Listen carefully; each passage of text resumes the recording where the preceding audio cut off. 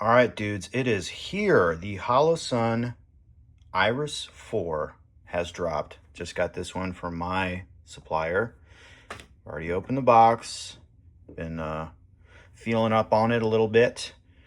And this is very exciting. This has been a fairly highly anticipated item. The IRIS 3, I mean, truly changed the entire market.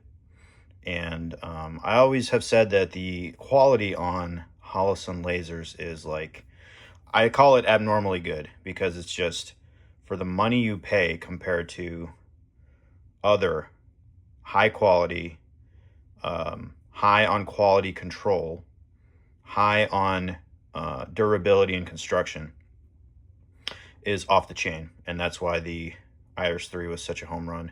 And now, really, the missing link is a quality all-in-one unit with a good light that you would actually want to use. So this one comes in at 1,000 lumens and I believe 12,000 candela. So that's a solid, decent light. And again, for the price point on these things, you really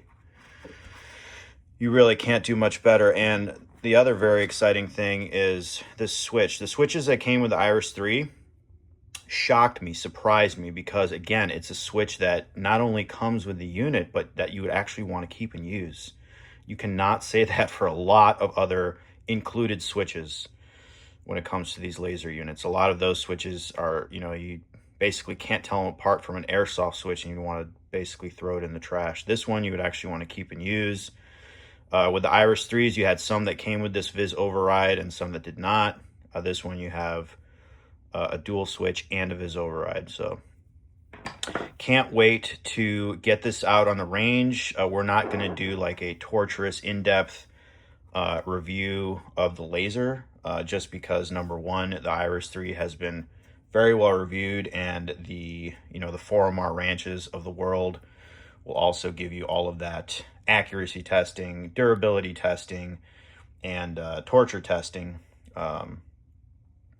For this one, what I want to do is I just want to show off the white light, the function of the laser. We are going to do some shooting under nods with it, and the switch. So stay tuned for that.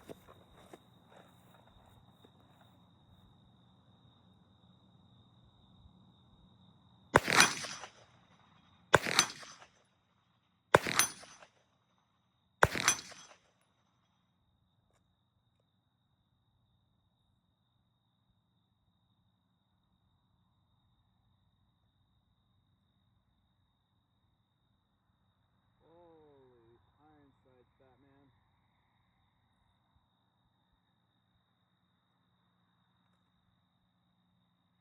That's hilarious.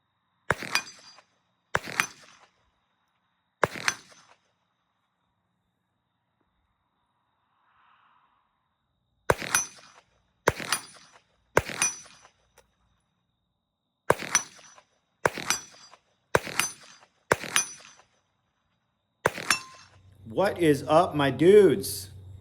We are out at the ranch, Texas, out here in Eagle Lake, and it is just a beautiful night for a laser review at this here beautiful facility. The Holosun IRIS 4 has dropped. I just got this in today from my distributor, and I could not contain myself. I had to drive 2 hours in the middle of the night to make a review for you guys. I didn't see any on YouTube. I think this is going to be the first, and pretty excited about this product. So the shooting that you just saw me doing, this thing is mounted to a PTR 9CT. This is my buddy's gun that he let me borrow, and putting this on this gun was just one of the several questionable decisions that I made today. As you can see in the video, that iconic front sight hood is just casting a horrendous shadow, and the illuminator, as well as the white light. This rail is way too short. The switch doesn't even fit on here, but I was just thinking in my mind as I was going about all the other things I had to do, and I'm like, all right, well, it's an all-in-one laser. It has to go on a subgun. So I got the gun from him, did a little shooting, but that was just to demonstrate the the IR and the illuminator. But the cool thing is like we already know all about the IR and the illuminator because it's the same as an IRIS 3. And unless you've been living under a rock for the past year or so, you know all about the IRIS 3 if you're into this stuff. If you're like brand new and you just happen to click on, you know, what is an IRIS 4? Holosun has absolutely revolutionized the laser aiming module market. We are in the renaissance of laser aiming modules, as opposed to just a couple years ago, like it was the dark ages. It was either, you know, gray market packs that cost way too much money, let's face it, or, you know, $3,000 a fill in the blank. And the IRIS 3 is an absolutely amazing product. I have one on my gun, on my main night vision rifle. If you know anything about me, I sell a lot of lasers. The past couple of years, pretty much one of everything has passed through my hands. I've tried them all, tested them all, and currently living on my main rifle is a Holosun IRIS 3. I love that little clicky switch that you get on here. I love the simplicity of the controls. I love the cost, and I love the quality. Holosun brings some really good quality, construction, and durability to the laser market, and it's amazing. So the cool thing about this is that you get like a legit white light included on top of all that awesomeness for only $100 more. MSRP on an IRIS 3 right now is $899, and this bad boy's coming in at $999. So that's the main point of my video. You saw all the shooting that you're going to get tonight. I want to let the white light shine, and I'm going to compare it. I brought a few other lights with me tonight. I have a Surefire dual fuel Scout Turbo, and I sell a lot of these. I sell a lot of Surefires. Surefire is the standard for high quality rifle lights in the market, but we all know about that price point. You know what I'm saying? You're gonna come out of pocket for the light and the cap and the switch. I'm gonna see if the Holosun IRIS 4 can hang with something like this for only $100 more on top of their their separate IRIS 3 laser. Also have the Cloud Rain, which is on my rifle here, as you can see. Here's my IRIS 3 on there. That's a really nice light. It's a very powerful light. And then kind of right on par with the light that's in the IRIS 4 is this. It's my EDC light. It's an EDCL 2T Surefire. This is like a pretty pricey EDC flashlight, and I love it. I absolutely love this thing. But basically, in my summation, like if you can get 80% of a Surefire plus a nice switch for only $100 more in an all-in-one, then I mean that's a game changer in itself. That's another game changer from Holosun, right? Because up until this point, you really haven't seen a lot of all-in-one units kind of in vogue, and that includes Holosun's legacy line of civilian-powered lasers, and like those are cool, like for subguns, because you don't really mind a civilian-powered laser on a subgun because you're more close in. But those lights, and I want to say, like the ones that did come with integrated lights, which was the LS420 and the LE420, like they weren't very widely available for whatever reason. Like there were just not a ton of those in circulation, not a ton of people buying them. They weren't really big. But and that's also a big factor for that might be like, it wasn't paired with an awesome full-powered VCSEL illuminator. So That's enough of my yapping. I think I'm gonna go back under nods here and just run this thing through the settings with the switches because I really want to play around with the switch, and we're gonna show that on camera, and then the rest of this is going to be a flashlight review, which is another thing I've never done. There's a lot of firsts tonight. I've never filmed at night. I've never filmed under nods. Never done a flashlight review, but I felt compelled. I felt behooved to come out here and get all that done tonight. So let's see. All right, let's show you the switch real fast. So we're just going to plug it in. It has one connector that's got the right angle and one that's straight in.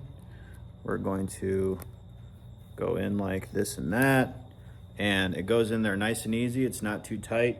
Some other switches that you try to use with Holosun lasers end up being pretty tight, but that's a perfect fit. And this bottom button gives you your white light, and you can't see it on the, well, no, you can. You can see the green laser. So this button gives you your simultaneous white light and your laser, and you can already see that's a pretty nice light. And then this one, this middle button, is for your IR settings, and this, your Viz override, just gives you just a green laser, your Viz laser, I should say, whenever you want it.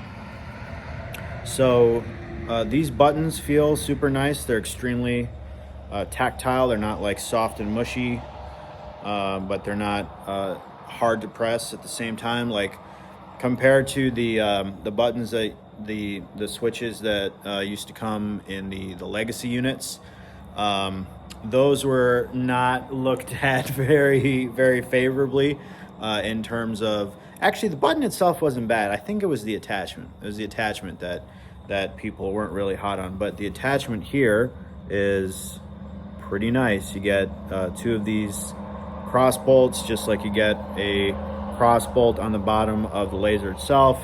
No more QD business going on. And I say it's a really nice switch that you want to keep and use.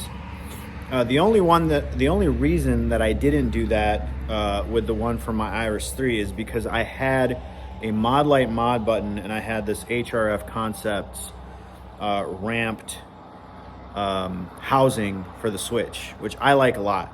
And then my Cloud Rain also came with its own switch. So in that case, I was like, yeah, I'll do, you know, obviously separate switches, and I'll use the ones that the other ones that I had just for those purposes. But this one that comes with the Iris 4 is pretty doggone nice. So I just showed you the white light and laser simultaneous. I just showed you the Viz override, and now I'm just going to show you the different settings, the different IR settings under nods. All right, here we are, and I'm just going to show you from the top range. This is, man, oh man, that is the full illumination plus the laser. I'm using the switch. You are going to see some other IR input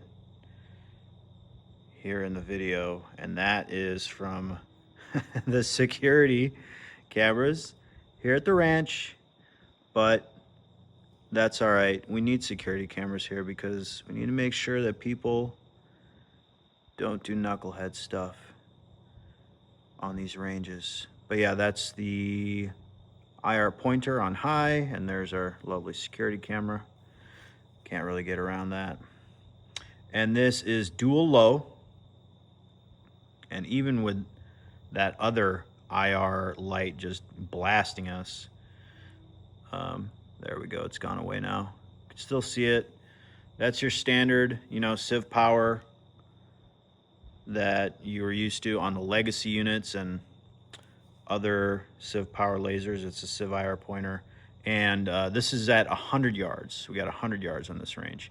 Okay, great. Now we have that went away. We're back to, yeah, so this is Civ without the other IR light and frame. And let's see, that's high, high illuminator, and high dual. There you go. There you have it. So the switch is working well, it's working properly, and yeah, it's a high quality switch. All right, time for the fun part. Time to show off the white light. So this is the Holosun IRIS, and we have just a great variety of stuff downrange that you can see. So that's the Holosun IRIS, and whenever you activate the light, you're getting the vis laser as well. They're slaved together.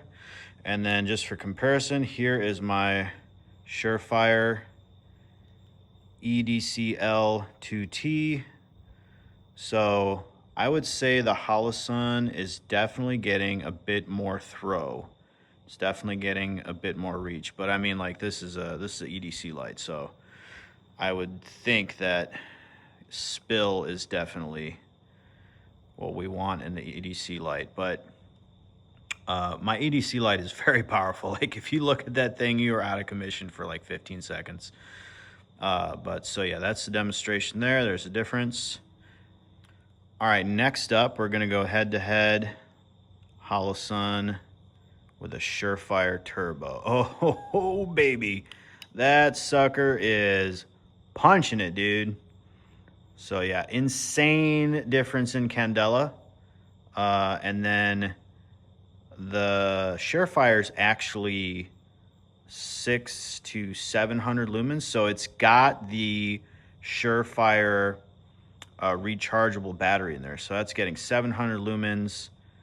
And then the Holosun is 1,000. But yeah, the Turbo is doing what the Turbo is designed to do, which is just punch and give you that nice, sweet hot spot. And honestly, like, that's just a nice light all around. So there we go. There's a comparison. Holosun IRIS 4 and Surefire Turbo. Yeah, on camera it looks like the Turbo is just not getting that much spill at all. But in real life, it looks a little better. But I'd still say that they're comparable. Yeah, like the Holosun IRIS 4, this light is legit, dude. All right, and then next up, head to head, we have my Cloud Rain, which is a mini. It is a 3.0, and it also does have its rechargeable battery in it. Now, it does, it is mounted on my rifle, and it is kind of catching the shadow of my suppressor and the suppressor cover. But if you look at these two head to head, I'm gonna go ahead and say that the IRIS kind of wins, man. Honestly, like, they look very similar, but like, even on the right side, the shadow is coming in on the left from my suppressor, and even on the right side, it looks like the Holosun casts a nicer spill. So look at that. Would you just look at that? All right, a few final thoughts. I'm going to do a couple more things, see if we can get some more interesting information here in this video. So one other consideration I was thinking of is, you know, in the past, these all-in-one units have been kind of relegated to the subgun role, especially with like the legacy line that just had the Civ powered lasers, and for one other very important reason.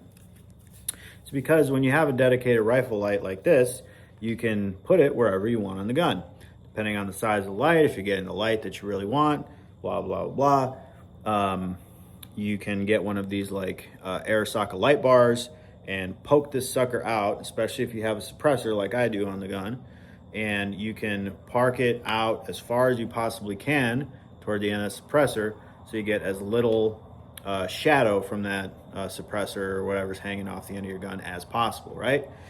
So that's what I've done here, and I was wondering, you know, so far this appears to be a very awesome unit, but are all of those benefits going to be negated if I just park it on the gun and it's all the way back here and I can't, you know, put it where I really want it with a big old suppressor hanging off?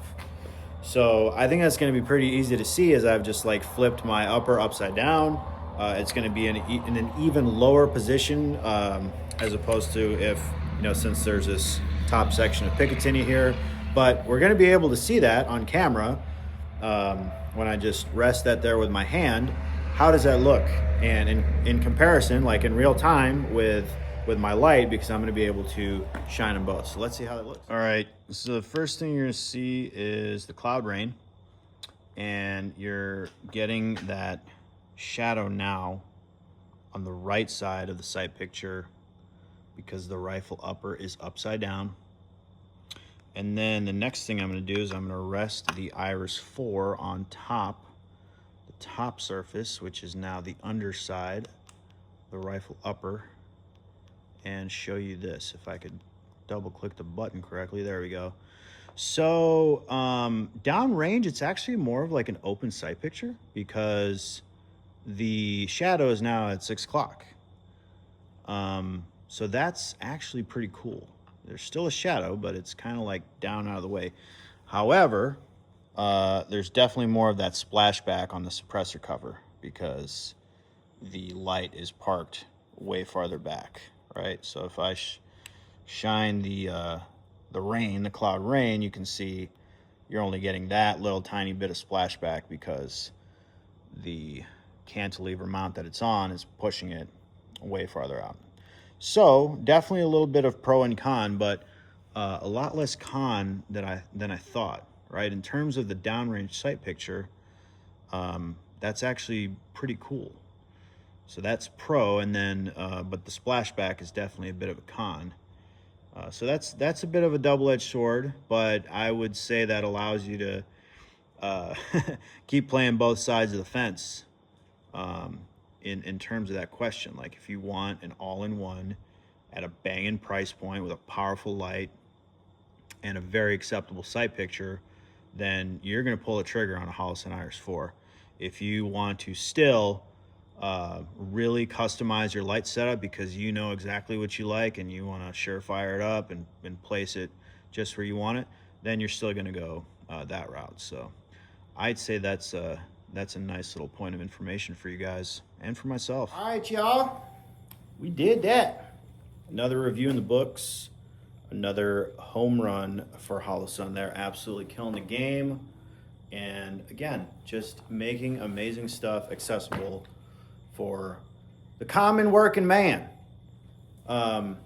If you're looking to set up your first or just another night vision rifle in 2025, staring down the barrel of a laser and a light, I think this is an absolute no-brainer. Again, there's going to be other guys that review this. I don't expect any problems in terms of the calibration, the durability, or the function of this laser because Holosun just has that track record. Like even with the legacy units, the construction and the durability on those things, like you just don't hear about too many problems, too many warranties with their lasers. They're just built solid from the start and they just keep on rocking. I could be very well justified in switching an IRIS 4 onto my gun. I've never been particularly like in love with the cloud rain for any reason. I just got a good deal on it. Surprise, you know your boy. I wish I would have had a regular Surefire to bring out here tonight. I just didn't have one on hand. I sold them all. So I just had the turbo, but the regular 1500 Lumen model would have been nice to see side by side. So that's the only kind of like question that's still, kind of hanging out there, but not really, right? Like, again, you know what you're getting with Surefire at this point. Like it's a very known quantity. And then you compare this with that, like at the price point that this comes in, it's pretty hard to argue with. So my rifle's probably going to stay the way it is. Like I'm not in a big hurry to rip all this stuff off and re-zero another laser or do all that. I like the fact that it's just set up because I have so many other gun related errands that I have to do on the range. It's not even funny. But again, for that person that's looking for a setup right now, like this is this is a very strong contender all around. So glad I was able to come out here and make this video. Still doing a ton of other content. I'll put all kinds of links to my social medias. I got like 3 Instagrams going now.